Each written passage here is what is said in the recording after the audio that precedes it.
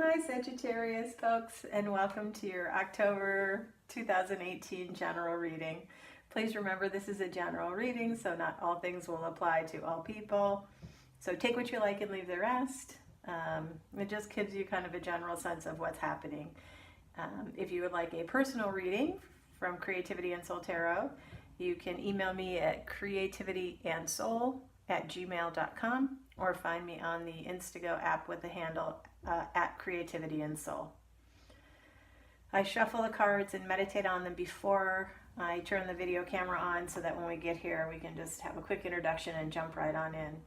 I'm kind of chuckling to myself because I was recording this with my phone and the phone went off. I got an incoming phone call that came in, and so it stopped the recording in the middle of it. So this is round two. So let's jump in and get started, Sagittarius. I've already done this halfway through, so let's jump in and see if any new information comes in. The current placement is the King of Cups. And the King of Cups is a man who is, so cups are water. And the King of Cups is somebody who is really kind and caring about people and very, very helpful with people, and does not have, it's hard for the King of Cups to deal with any kind of confrontation. So, you know, they're a good, caring person, good, caring friend, but if there's any confrontation that comes up, the King of Cups will just evaporate. Like, he just won't be there. So don't take that personal. It's not something that, you know, the King of Cups is doing to you personally. It's just, you know, the general approach. It's just in the constitution of the King of Cups. The energy that you're being crossed by is the Four of Swords, and the Four of Swords is rest and recovery.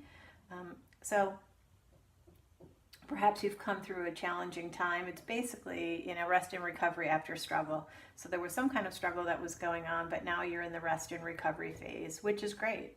You know, that you're getting to rest up a little bit. Or maybe this is telling you that you need to rest up from the struggle and it's not something that you're doing. So whether you are doing it, good for you, or whether you need to do it and you're not, it's information. At the base or the foundation of what's happening currently is the Justice card. And the Justice card is about having a balanced mind, balancing things out, things being equitable. Also, it can be contracts and legal matters. So if you're doing anything with legal or contracts or anything, just dot your I's, cross your T's, make sure it's what you want it to be. In the past, immediate past that's leading into your reading here, Sag, is the Queen of Cups. And the Queen of Cups is very similar to the King of Cups, and she too cannot deal with confrontation. So she's kind, she's loving, she's caring. Confrontation is not her deal though, and she is not going to have your back. You know, she's not a foxhole friend. He's not a foxhole friend because they don't have the constitution to be in the foxhole, period. So they're not going to be there. So if you just understand that, don't take it personal because they're not going to be in the foxhole with anybody. So just don't take it personal and understand that, but it is a King of Queen energy. So whoever these people are in the situation for you, just know that they genuinely do care, but if there's rough waters, they're not hanging around for that. They'll be back when the waters smooth out again. The crowning thoughts that are going on are work that you enjoy and that you're good at. So I don't know if these legal contracts down here perhaps have something to do with the work that you enjoy and that you're good at, because this is the base of it and this is the crowning thoughts. So together those two would lead me to think that we're having some mindset around things that are work related. In the immediate future is the Devil card. And the Devil card is passions. Also, it's overindulgence and overdoing things. And it can be a little bit like deception seems like a little bit of a harsh word for me, but sometimes it can be. You know, sometimes it can be there's something deceptive going on.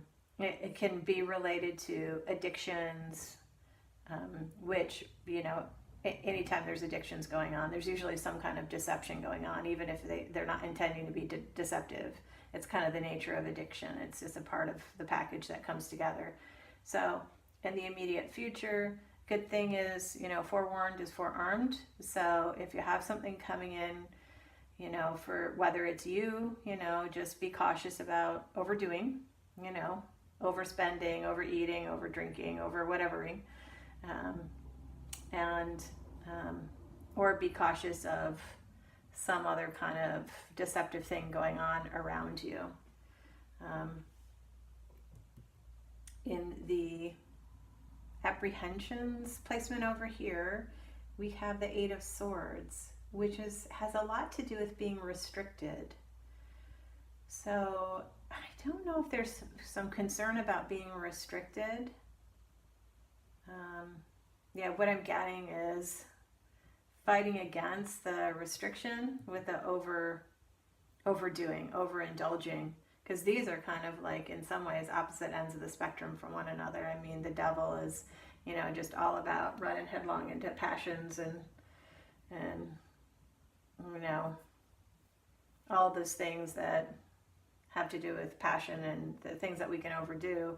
And then the Eight of Swords is restriction. It can be self-restriction, or it can be something that's imposed on us by choices we've made. So I don't know if you've made choices maybe to satisfy an obligation to somebody or something, and then it ends up having you feeling restricted. Or if you are having some kind of self-restriction or self-enslavement just on your own, something that you're doing to yourself in your own head. And both the Devil card and the Eight of Swords have a flare of self-enslavement with them.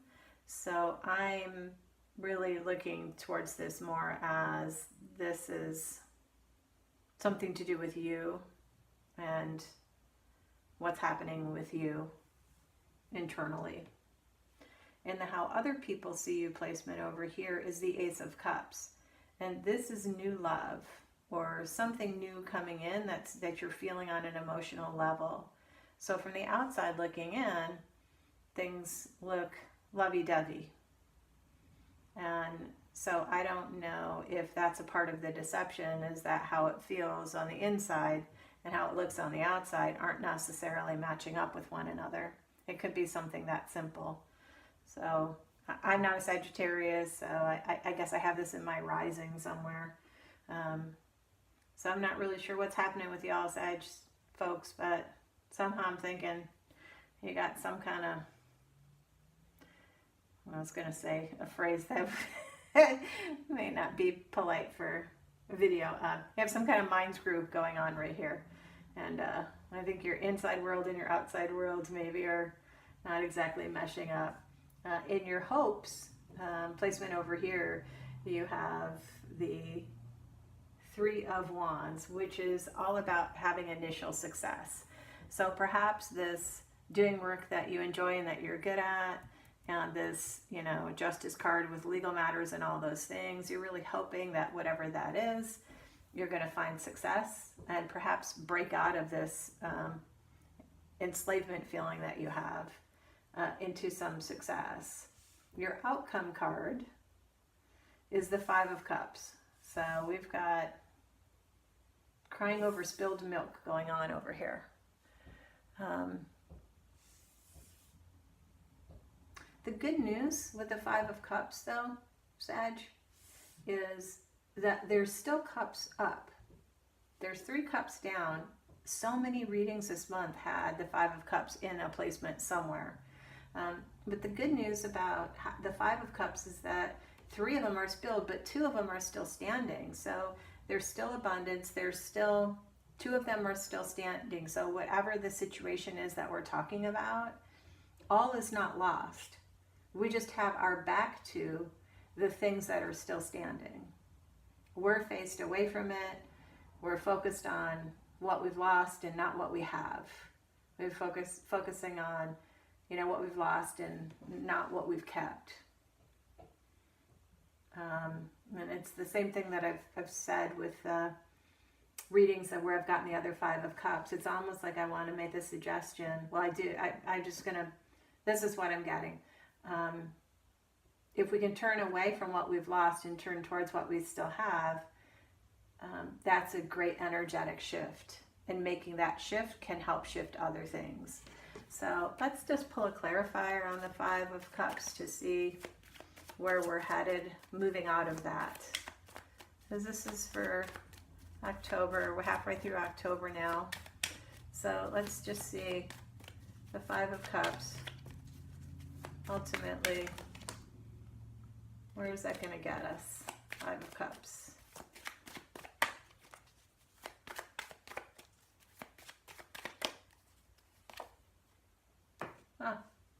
Five of Cups into the Two of Cups, which is unions, partnerships, something of that nature. So, if we turn away from the spilled milk of the cups that are toppled over, look, there's two cups behind, and in the union card, there's two cups. So the two cups that are still standing match the two cups here. So perhaps whatever it is that we've lost, what we're keeping over here, it's being reinforced immediately afterwards with the Two of Cups.